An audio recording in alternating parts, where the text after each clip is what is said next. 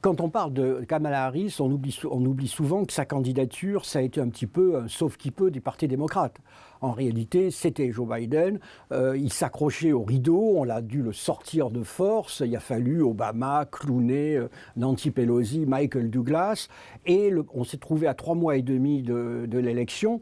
Et la seule candidate connue nationalement, c'était Kamala Harris, en tant que vice-présidente. Mais Kamala Harris, moi je me souviens que tous mes interlocuteurs démocrates se plaignaient qu'elle n'était pas très bonne. Et donc, il a fallu faire contre mauvaise fortune bon cœur. Et finalement, ça a assez bien marché. Elle est entrée dans une campagne, elle est entrée en campagne, elle a réussi à redresser la barre, alors que Biden allait à une défaite annoncée. Les démocrates ont réussi la convention du mois d'août, et elle a quand même remporté, il faut bien dire, le débat contre Donald Trump. Mais néanmoins, je dirais que elle reste une inconnue.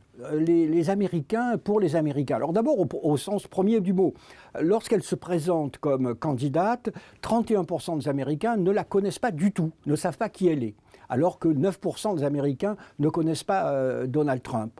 Donc elle a dû créer son personnage devant les Américains, mais elle reste encore aujourd'hui... on se pose des questions sur elle.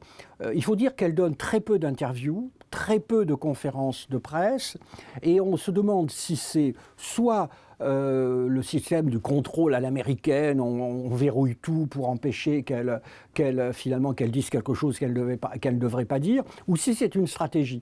Parce que le problème des démocrates, c'est qu'ils doivent aujourd'hui réunir, depuis la gauche démocrate, et la gauche démocrate, elle a vraiment viré vers la gauche, vers le wokisme, mais aussi, et ça en est parti, un côté très pro-palestinien, et espérer aussi mordre un petit peu sur les républicains modérés qui ne peuvent pas supporter physiquement Donald Trump. On a vu même l'ancien vice-président Cheney, le vice-président de George W. Bush, qui était aux yeux de la gauche le monstre absolu, qui a annoncé qu'il allait voter pour Kamala Harris. Alors peut-être que c'est cette stratégie d'essayer de réunir une base le plus large possible, mais c'est vrai qu'aujourd'hui, si vous demandez aux électeurs américains qui est Kamala Harris, ils auront des problèmes pour y répondre, alors que je peux vous assurer, en ce qui concerne Donald Trump, ils auront toujours quelque chose à dire.